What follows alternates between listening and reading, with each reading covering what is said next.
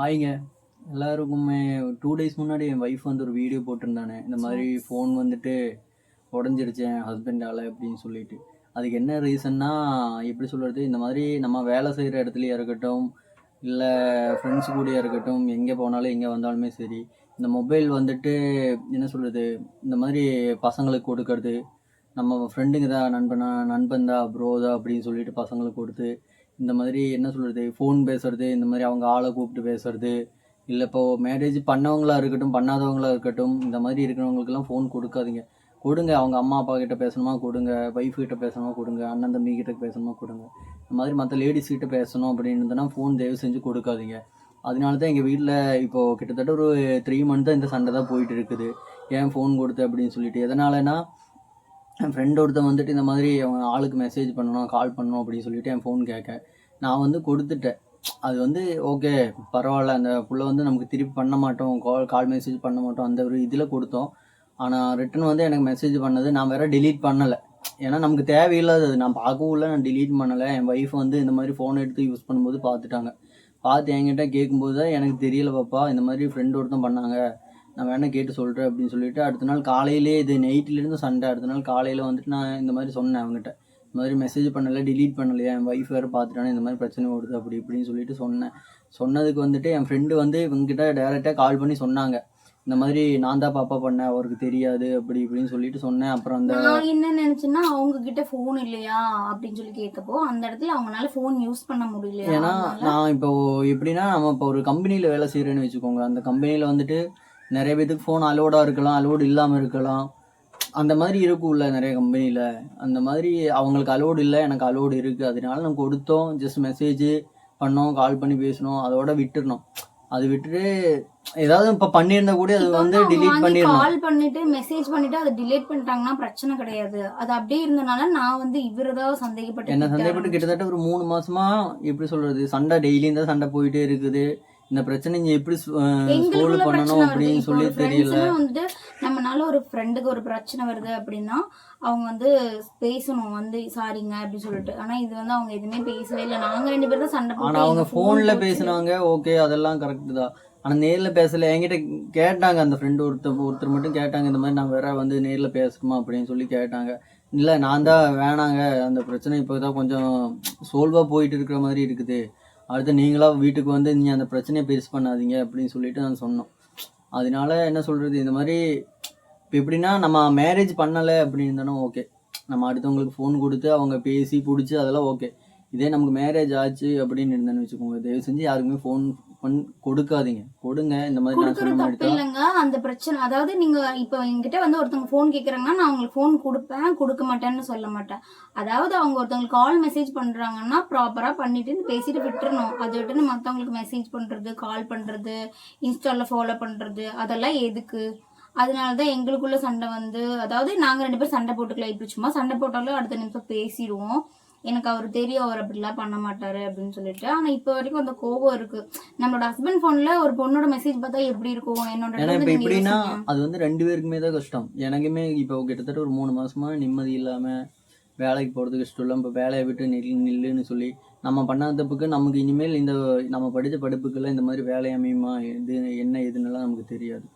அதனால என்ன சொல்றதுன்னா, நம்ம இதே கான்ட்ராக்டர் போகிறோம் அப்படின்னு இருந்தோன்னா ஓகே, நமக்கு பிரச்சனை இல்லை. இது இங்கே ஒரு கான்ட்ராக்டர், அங்கே போய் வேறு கான்ட்ராக்டர், அந்த மாதிரி போயிட்டு இருக்கலாம்.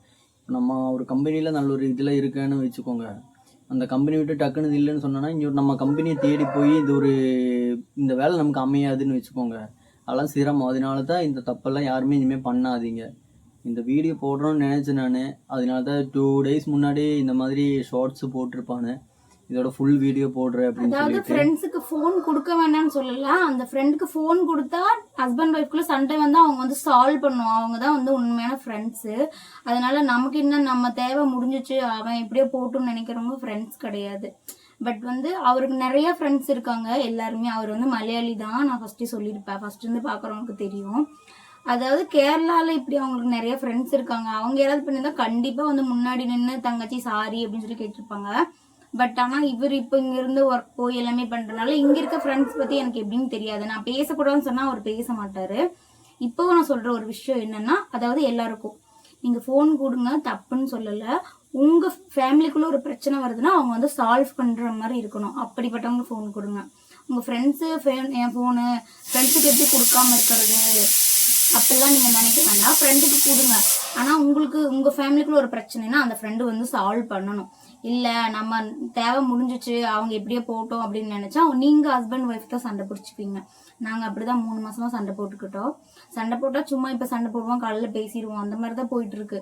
இதனால வந்து ஃபோனில் வந்து ஃபோட்டோஸ் இவர் வந்து கோவத்தில் ஃபோனை உடைச்சிட்டாரு. நான் வந்து ஃபோன் பார்த்துட்டே இருந்தேன். எதனால ஃபோன் எடுத்தோன்னா எனக்கு டெய்லி இதே ப்ரெஷரு என்னாலே தாங்க முடியல. ஏன்னா பண்ணாதப்ப நம்ம திட்டிகிட்டே பண்ணி இருந்தா அவரு பண்ணிட்டே இருக்கோம் அப்படின்னு எப்படி உன் சொல்லிட்டு ஃபோன்ல தானே மெசேஜ் இருந்துச்சு அப்படின்னு சொல்லி திட்டிகிட்டே அந்த இருந்தேன். கோவத்துல இல்லைன்னு நம்ம சொல்ல ஃபோனை உடைச்சிட்டோம். ஜஸ்ட் தூக்கி வீசினா அது உடஞ்சிருச்சு. இப்ப எதுவுமே வந்து பண்ண அவங்க வந்து ஃபோன் முடியாதுன்றாங்க. பேசிட்டு போயிட்டாங்க. அது வந்து 3 மந்த் ஆயிடுச்சு. இதுல மேல பிரச்சனை ஸ்டார்ட் ஆச்சுன்னு நினைக்கிறேன்.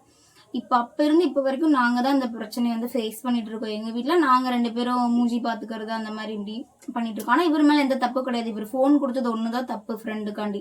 அந்த மெசேஜ் பார்த்து நான் வந்து இவர் மேல கோவப்பட்டுட்டேன். இவர் மேல நம்பிக்கை இல்லாமலாம் இல்ல. பட் வந்து இவர் வந்து என்கிட்ட சொல்லல, இந்த மாதிரி என் ஃப்ரெண்டு பேசினாங்க அப்படின்னு சொல்லிட்டு. ரொம்ப நேரம் அவங்க பண்ண தப்ப வந்து இவர் வந்து எதுவுமே சொல்லாம இருந்துட்டாரு. இவர் பண்ண மாதிரி தானே நான் நினைப்பேன். என்கிட்ட சொல்லணும்ல, சொல்லவே இல்லை. அது வந்து எங்களுக்குள்ள பிரச்சனையாயிடுச்சு. அப்படின்னா என் ஃபோன் போச்சு. அதில் வந்து என் குழந்தையோட மெமரிஸ் ஃபோட்டோஸ் எல்லாமே போச்சு. எங்கள் கல்யாண ஃபோட்டோ, வளகாப்பு ஃபோட்டோ. அவங்களுக்கு என்னது போச்சு? அவங்க ஃபோன் பேசி ஒரு மெசேஜ்னால எங்களுக்குள்ள எவ்வளோ பிரச்சனை. இது புரிஞ்சுக்கோங்க. யாருக்கும் ஃபோன் கிட்டத்தட்ட ஃபோனை நான் இங்கே நிறைய பக்கம் ரெடி பண்ண கொடுத்துட்டேன். எங்கேயுமே ரெடி பண்ண முடியாது. மதர் போர்டு போயிடுச்சு. ஏன்னா ஃபோனில் வந்துட்டு மதர் போர்டு இது எல்லாமே போச்சு. ஃபோனோட ஃபோன் எடுத்து 7 மந்த் ஆச்சு. இந்த போன மாசம் தான் நாங்க வந்து லாஸ்டா ஃபோன் டியூ கட்டி முடிச்சிருந்தோம். அதுக்கப்புறம் இப்போதான் ரீசெண்டாக மறுபடியும் போயிட்டு நான் சோகமாக இருக்கிறத பார்த்து மறுபடியும் போயிட்டு எனக்கு வந்து ஃபோன் எடுத்துட்டோம். மறுபடியும் அது வந்து 26 இது வந்து இப்போ 31 கொடுத்து எடுத்துட்டோம். இதெல்லாம் தேவையில்லாது. அதனால யாருமே இந்த மாதிரி பண்ணாதீங்க. பண்ணாலுமே இந்த மாதிரி ஃபோன் உடைக்கிறது பிடிக்கிறது அதெல்லாம் பண்ணாதீங்க. ஏன்னா நான் ஜஸ்ட்டு சும்மா தான் தூக்கி வீசினேன். அது மதர் போர்டு உடையிற அளவுக்கு டென்ஷனில் தூக்கி வீசினேன்னு நினைக்கிறேன். எதுவுமே பண்ண முடியாதுன்றானே. இப்போ கூட ரீசெண்டாக ஒரு 1 2 4 இடத்துல கொடுத்தோம். இது இப்போ கொடுத்துருக்கிறது 5வது இடத்துல நான் மொபைல் கொண்டு போய் கொடுத்துருக்கோம். அவங்க பார்க்கலான்னு சொல்லியிருக்காங்க. பார்த்து ரெடி பண்ணால் மட்டும்தான் எனக்கு அந்த ஃபோன் கூட பெருசு இல்லைங்க. எங்களுக்கு ஃபோனு வேணும் அப்படின்னு சொல்லி நான் இவர்கிட்ட சொல்லியிருந்தேன். ஏன்னா அதுல வந்து என்னோட பாட்டியோட போட்டோ, தம்பியோட போட்டோ, மேரேஜ் போட்டோ, வளகாப்பு போட்டோ, இந்த மாதிரி போட்டோஸ் எல்லாம் இருக்கு. என்னோடது இல்லைனாலும் பரவாயில்ல, என்னோட பாட்டியோடதும் என்னோட பையனோடதும் வேணும். மற்றவங்களுக்காண்டி எதுக்காண்டி நாங்க சண்டை போட்டுக்கணும்? எங்களுக்கு ஏதாவது தேவையா சொல்லுங்க. அதாவது நாங்க சொல்ல வர்றது என்னன்னா, எங்களை மாதிரி நீங்களும் உங்க வீட்டுல சண்டை போடக்கூடாது அப்படிங்கறக்காண்டி தான் இந்த வீடியோ பாக்குறவங்க நல்லா என்ன சொல்றது, இந்த மாதிரி பண்ணாதீங்க. ஹஸ்பண்ட் தயவு செஞ்சு ஒய்ஃப் சொல்றத கேளுங்க. ஒய்ஃப் வந்து யாராவது ஃபோன் கொடுக்காதான்னு சொன்னா கொடுக்காதீங்க. கொடுக்கறது தப்பு இல்லை. அவங்க நாளைக்கு ஏதாவது பிரச்சனை வந்து உங்களுக்கு சால்வ் பண்ணணும். அந்த மாதிரி ஃப்ரெண்ட்ஸ் இருக்கணும் உண்மையாவுமே. பட் வந்துட்டு தேவைக்கு யூஸ் பண்ணிக்கிற ஃப்ரெண்ட்ஸ் எல்லாம் வேணாம், விட்டுருங்க. அது கடைசியில் வந்து ஹஸ்பண்ட் ஒய்ஃப்குள்ளதான் சண்டை வரும். ஒய்ஃப் தான் கடைசி வரைக்கும் கூட வராங்க, ஃப்ரெண்ட்ஸ் கூட வர மாட்டாங்க. அவங்க தேவைக்கு யூஸ் பண்ணிட்டு போயிடுவாங்க. ஆனால் ஒரு சிலர் ஃப்ரெண்ட்ஸ் லைஃப் லாங் வருவாங்க. அப்படிப்பட்டவங்களும் இருக்காங்க. பட் நான் சொல்ல வர்றதுன்னா எல்லாரையும் நம்பாதீங்க, அவ்வளோதான். ஓகே, இது சொல்லத்தான் 2 days முன்னாடி சொல்லியிருந்தாங்க. இந்த மாதிரி வீடியோ போடுறாங்க அப்படின்னு சொல்லிட்டு. இது சொல்ல மட்டும்தான் இன்னைக்கு நாங்கள் உட்காந்து பேசணும். கொஞ்சம் பேசிட்டு அப்படியே போட்டுக்கலாம். யாராவது கேட்டுட்டு இருக்காங்க, ஒரு 1 வீக்காக கேட்டுட்டு இருக்காங்க. எனக்கு டைம் இல்லை. ஷிஃப்ட்டு ரொட்டேஷன் ஷிஃப்டாக இருக்கிறது மட்டும் எனக்கு டைம் இல்லை. போனால் தூக்கம் இல்லை. அப்படியே வந்து தூங்கிடுவேன். அப்புறம் மறுபடியும் விடியும் விடிஞ்ச வேலை கிட்ட வீடு அந்த மாதிரி ஒரு லைஃப். அதனால சரி அப்படின்னு சொல்லிட்டா 1 வீக்காக கேட்டுட்டு இருக்கு. அப்போ தான் நான் சொன்னேன் இந்த மாதிரி போட்டுக்கலாம். நேற்று போடலாம்னு நினைச்சேன், நேற்று போட முடியல. டைம் ஆச்சு வேலைக்கு போகிறதுக்கு, அதுக்கு இதுக்கு. அப்புறம் வெளியே போயிருந்தோம், டைம் ஆயிடுச்சு. இதான் இன்னைக்கு சரி கொஞ்சம் போட்டுக்கலாம் அப்படின்னு தான் அப்படியே போட்டோம். ஃபோன் கொடுக்காதீங்க. ஃபோன் கொடுத்து நாங்க பட்டனால உங்களுக்கு எந்த பிரச்சனையும் வரக்கூடாதுங்கிறக்காண்டி தான் இந்த வீடியோ போட்டோம். மற்ற எதுக்குமே இல்லைங்க. எங்களுக்குள்ள சண்டை இருக்கு அந்த மாதிரி எல்லாம் இல்லை. யாருமே இந்த மாதிரி ஒரு விஷயம் நடந்து இந்த மாதிரி 3 மாசம் 4 மாசம் சண்டை போட்டு அது எதுக்கு அந்த பிரச்சனை அப்படின்னு சொல்லித்தான் நாங்க போய் நம்ம ஃபேமிலிக்குள்ள சண்டை வந்து ஃபோன் போய் நம்ம மெமரிஸ் போகணும்னு நமக்கு ஏதாவது யூஸ்ஃபுல்லா இருக்கா? கண்டிப்பா எதுவுமே கிடையாது. நமக்கு தேவையும் கிடையாது. அவங்க பண்ண தப்புக்கு நம்ம வந்து எங்க ஃபேமிலியில நாங்க வந்து சண்டை போட்டுட்டோம். எல்லாருக்குமே அந்த கோவம் இருக்கும். ஹஸ்பண்ட் ஃபோன்ல வந்து மெசேஜ் பார்த்தா ஒரு பொண்ணு மெசேஜ் பண்ணியிருந்தா கண்டிப்பா கோவம் வரும். நானா இருந்தாலும் நீங்களா இருந்தாலும். பட் யாரும் ஃபோன் ஃப்ரெண்ட்ஸுக்கு கொடுக்காதீங்க. அவங்க லவ் பண்ணுற பொண்ணாக இருந்தாலும் சரி, எந்த பொண்ணு கூட பேசுகிறாங்கன்னு நமக்கு என்ன தெரியும்? ஸோ யாரும் எதுக்கு ஃபோன் கொடுக்காதீங்க. ஓகே, நாங்கள் இந்த வீடியோ இதோட முடிச்சுக்கிறோம். தேங்க்யூ ஃபார் வாட்சிங். Thank you. Bye, next bye, bye. வீடியோவில் பார்க்கலாம்.